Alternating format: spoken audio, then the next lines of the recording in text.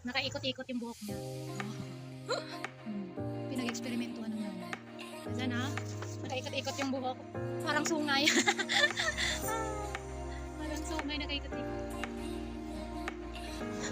Wala nang tali-tali. Hindi na kailangan ng tali. Ikot-ikot lang. Ayan ha. Tinanggal mo na. Sige, tanggal lang. Marami siyang nakulat na siya. Dito. Para makita sa akin. Nakulat na siya. Yan, ganyan. Ayan na, nakulat na siya.